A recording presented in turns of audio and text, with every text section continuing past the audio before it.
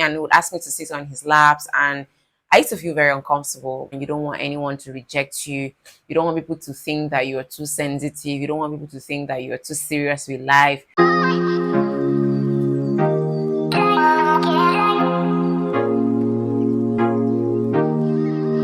Hi, my loves. So welcome back to my YouTube channel. If this is your first time joining us, welcome to the family. My name is Etienne Brooks, and on this channel, I take you on a journey sharing my most authentic self and, sharing the ways that I navigate my life as an adult, the things that I do, the things that I'm learning to do, the things that I'm trying to incorporate in my lifestyle to make my life so much better. So stick around. I'm certain that there's one or two things you're going to pick from my video today and for other videos that that have been previously done on here. In today's video, I will be talking about recovering as a people pleaser. I'm still in recovery. I mean, it sounds like it's a sickness, but honestly, sometimes people pleasing can be an illness. I mean, it's not, you can't get diagnosed with people pleasing syndrome or personality or people pleasing personality disorder, but of course, you know what I mean by, first of all, what is people pleasing? So people pleasing is a situation where you always do things for other people to make them happy at the detriment or the expense of your own self. So you find yourself wanting to take on jobs that you sometimes are too much for you, or maybe because you're seeking external validation from people. It's like your self-esteem is inflated. People pleasing is deeply rooted in low self-esteem. So it's like if you do not have a very healthy self-esteem, so you find yourself wanting to do things to gain that external validation, maybe because of fear of rejection. You don't want anyone to reject you. You don't want people to think that you're too sensitive. You don't want people to think that you're too serious with life. So you find yourself taking on jobs. You find yourself taking on things that you naturally have no business taking, or you don't even like, but because there's somebody out there who's going to give you a thumbs up and say, oh my god, she's so nice, she's so peaceful, you go ahead and do it, but you're not happy, you're resentful, you're angry. As you can tell from the title of today's video, it is something that I have actually experienced firsthand. I feel like people pleasing is something a lot of young people out there experience. And I feel like sometimes a lot of people, we all talk about it to give you ways and tips and stuff like that. But today, I just want to tell you a bit of my own story and how I was able to work my way out of it and what I'm still doing to, balance everything out. So the very first people pleasing memory that I can remember is when I was in secondary school. Okay, let me just go way back. When I was a child, when I was in primary school, there's this uncle that used to, be nice to me. He was, oh my God, come and sit down with me, and he would ask me to sit on his laps, and I used to feel very uncomfortable. I didn't like it. You understand? I never liked it, but because I didn't want to offend him, because I didn't want any issues with my parents, or because I just didn't know how to stand up for myself, especially when it has to do with talking to older adults. I didn't know how to, say, oh, I don't like it, or uncle, I'm not going to sit on your laps or something like that. So I'll go ahead and sit, and I never really liked it. Him holding my waist and some stuff like that. I didn't like it. It just screamed harassment to me at the time, but I really just couldn't say anything. In fact, I had to reprogram my mind to begin to think that, oh, he's my uncle. So I made excuses for that. And this was when I was really, really young.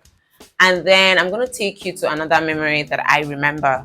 When I was in school, in secondary school, I was bullied a lot. And so many times I would feel so upset, but sometimes being angry about it just gave room for people to prey on me more and more. I was just an easy prey for bullies. I'm not even sure why. I think they could see through all of that tough exterior that I was a girl struggling with self-confidence. And so they'd pick on me so many times, to pick on me all the time. And if I reacted, they'd be like, now, is it not a joke? No, it's not a joke. I was the joke. Like, you're asking me to laugh at a joke.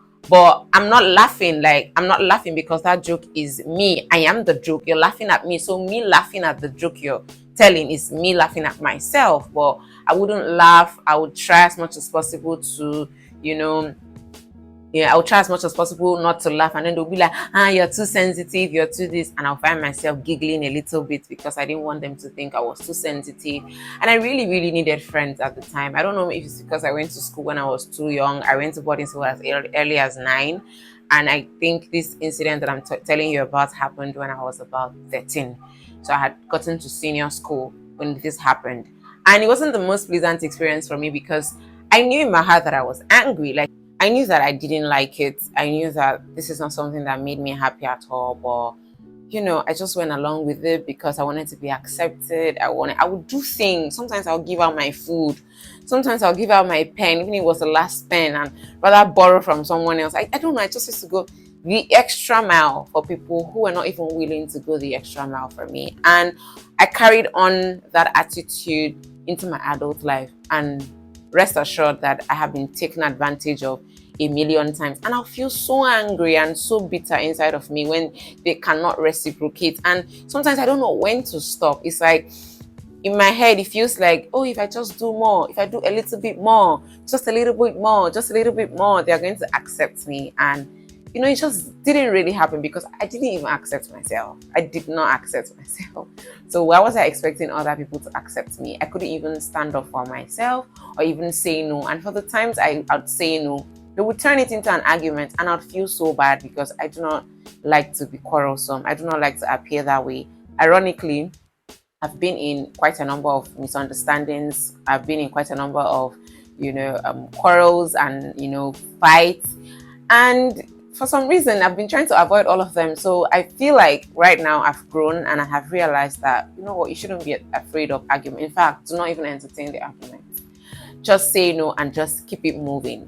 And I'm just at that point right now in my life. It's something I'm learning, and I've learned a few other things, and I have already started incorporating those things in my life, and I'm going to share some of those things with you. So the first thing is standing up for myself. That's the first thing I was able to do. I don't know, sometimes I'm not comfortable with something. I'm no longer afraid to stand up for myself. I'm no longer afraid to be seen as that person who is controversial. And because I know that I'm not controversial, I'm just disagreeing with what you're agreeing to. I'm not very agreeable. Doesn't mean that, oh, I go around trying to look for something wrong with something. But if I'm not comfortable with something and it has to do with me directly, I try as much as possible to speak about it. Now, there are situations where my comfort, I kind of sacrifice my comfort. In those situations, there are situations where it doesn't have to do with me.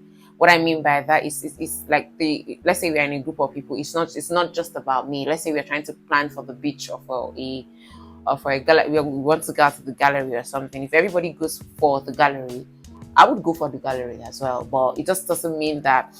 As long as it's not going to hurt me, as long as it's not going to harm me, as long as it's something that I'm fine with, I just try to put my personal preference aside, just because every other person is going with it. So as long as it's not going to hurt me, those are the only exceptions. But if it's something that is going to hurt me, it's detrimental to my well-being, I'm going to say no and I just keep it moving. And I'm not saying sometimes when we hear people say, oh, say no, I feel like, initially I used to feel like, oh my God, that sounds so harsh, that sounds so rude, that sounds so cruel. But when I sat back and looked at the things that were happening in my life and how people easily took advantage of me, I asked myself, isn't that more cruel? Isn't that more unhealthy? Isn't that worse than just simply saying no? And so standing up for myself is something that I have successfully done, and I'm grateful for that because it makes me feel so much better about myself, and it really just took my self-esteem a notch up. The second tip here is set healthy boundaries. When it comes to somebody who has constantly had her boundaries ignored, or you're somebody that you constantly allow people to walk over you, it's very easy for you to, in your new era of setting boundaries, you set toxic boundaries. But I think that I'm learning how to set healthy boundaries and how to, ensure that I say no to things. I don't take on jobs that I won't be able to do. I don't allow people to, decide or detect for me what I should do, especially if I'm not, happy doing those things. And just, don't go here, don't go there, and, we'll still be friends. I try as much as possible to do that now. It's something that I'm still learning to do, because sometimes in a bit to set healthy boundaries, I've caught myself, being very, toxic. It's like, oh my God, don't come close, don't do. And for me, it's like a compensation for the times when I have had my boundaries. People have overstepped their boundaries with me. And so I feel like, oh, if I do this, I do that. But then that's me just being, completely inaccessible and completely, unwelcoming, which is not a vibe I want to give. I want to seem friendly, but I don't want to be pressured to make friends, if you get what I mean. So it's like that's something that I'm learning, and I hope that I get it right. Another thing is stop making excuses. I mean, I remember when I was a teenager, I remember some guys telling me something like, "Oh, you should be able to make excuses for other people," which is actually good for a healthy relationship. You can't always feel like your partner, you can't always feel like your friends are out to get you. It's not a way, it's not the right way to live.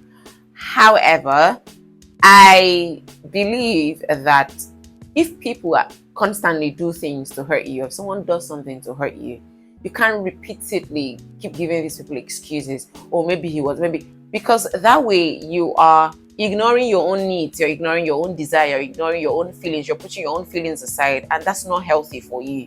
So if this person hurts you, has a reason to hurt you, but you try to you try to give yourself reasons why they are hurting you, and why you just sit there being missing and nobody understands your feelings. Like, it's like you don't voice it even, you just let it, I don't know, you just let everything slide. I don't think that's good. I mean, you should let some things slide, you should make excuses for people, but if it's hurting you, I think you should stop making those excuses. Just hold the bull, or be grabbed the bull by its horn, and talk about it, like have proper communication about these things. And if they continue, it just goes to show they don't really care about you. I mean, yeah, sometimes like I talk about something once and I'm like, oh, after this one, I'm not talking about it again. But my love for people, my love for my relationships, and the desire to keep relationships, which is something that is deeply rooted in child trauma, has made me repeatedly to, stick and hang on to situations that are like, it's obvious that this situation is not going anywhere. Like, both of us cannot continue like this. But sometimes, top of my head, I feel like if I just talk about it a bit more, before you know it, my feelings are out there, and begin to move towards the irrational side, and begin to move towards the the non-logical side of argument, and I'm beginning to just flare up. Before you know it, I'm becoming a nag, and everything just happens like that. And I'm learning to just not make excuses for people's behaviors. I take what they show me, and that doesn't mean that I'm not going to give you a chance to do better. I will give you a chance to do better, but I'm going to put myself first. I'm going to make sure that it doesn't hurt me. And also on making excuses, you don't make excuses. I do this a lot. I respond to messages. If I don't want to do something, I'm like, oh, sorry, I was busy, this happened. No, it did not happen, I just don't want to do it. But then I don't give excuses for it. I say, oh, I don't want this, I don't want to do this because of this. I just look for something and cook something around it, just so that they don't feel so bad, so that they don't think that I didn't want to do it at all. So for me, making excuses is like, I want them to feel like I wanted to do it, but I'm just having a bit of an issue. That's why I cannot do it. Meanwhile, in reality, in truth, that's not what is happening. I really do not want to do it because it's going to stress me. I don't think I'm in the right position to do that. So I tend to do that a lot. Even when I want to say no to people who want to have relationships with me, I find myself not being able to say no without an explanation. So I've successfully been able to say no, but it's like my no always comes with an explanation, which is something that I am honestly working on. It's like, it's hard because I don't know what I don't know what it is about, but it's just that I have not successfully been able to do that. But I'm hoping that as I grow and as I evolve, I'm able to do that and not be scared of whatever the outcome is. My next point would be spending some time alone. And I have been alone for the longest part of my life. And being alone for the longest part of my life wasn't a choice, to be honest. It really wasn't a choice. I had to stay alone and stay away from issues that were happening. But much later in life, I chose to live alone, without a roommate, without anybody in my corner. And sometimes, to be honest, to be fair, it can be depressing because of where I come from. Because of when I mean where I come from, like the story around this, my own story, my own background, not family background, but it's like the things that I've experienced in life. It's like it depresses me sometimes, but I have noticed that when I spend time alone and away from people, it's like I gather a lot of strength. It's there because I noticed that as much as I acknowledge that it can be lonely sometimes, I can't remember the last time I reached out to the wrong person just because I'm alone. So I don't do that as much as I acknowledge that, oh, sometimes I may need friends, but it's like I can see a lot of difference between that time and when I was in boarding school. When I was in boarding school, it was like I needed to make friends. It's like I needed to be in this girls' clique. And I'm older now and I'm still not in a girls' clique. So why was I even stressing in the first place instead of just relaxing and, just allowing things to flow naturally, you see? So it's like being alone right now makes me have a lot more strength. It's like I'm not scared of being alone. I mean, there have been times when I've hung on to things that I had no business hanging on to for longer than I should have hung on to them. But I just know that I'm just at a place where I'm not really scared of being alone. I'm not worried about that. So it's like I'm able to sieve out, trash. I'm able to sieve out things that are not working for me. And it's not the easiest. It's really, really not the easiest, because if you've been constantly told that you're too sensitive, you're too serious with life, you're too this, and live a little, and if you've been constantly told those kind of things, you'd find yourself accommodating things that you have no business accommodating, just so that you don't seem like you're taking things serious, just so that it doesn't seem like you're being too overbearing and stuff like that. So yeah, well, I think living alone has really helped me in that regard. Accept yourself, accept yourself for who you are, accept your flaws, and work towards doing better. And that's it. Stop trying to run away from yourself, even if it's not pretty, even if you have an ugly trait, even if you don't have a very good, there's a toxic trait. I feel like everybody has at least one toxic trait. I just do not think you should run away from yourself. It's something that I know that I have done before. I think shame and guilt is one of the predominant feelings that I have. I'm not sure why. But that's I feel shame a lot. I'm not sure. I don't know why, but it's something that when I'm able to figure it out through using therapy and stuff like that, I'm going to come on here and I'm going to talk about it. But it's like I have to accept myself for who I am and stop dwelling in past mistakes. Treat yourself with kindness, and slowly and slowly and slowly pick on new habits that's going to lead you to a better self. But lots of things have changed. I've been struggling with my mic, I've been struggling with the camera, I've been struggling with everything, struggling with the light.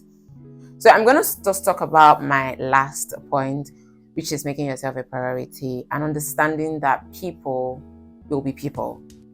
And you won't be able to please everybody. I think you should come to terms with that you cannot please everybody. No matter what you do, no matter how you try to adjust yourself to suit this person's taste and suit that person's taste and, do this and do that, it's not going to happen. Like, you're not going to please them. You're always not going to be the best. You're not going to always be on everybody's, story as a good person. So just go ahead and do you, make yourself a priority.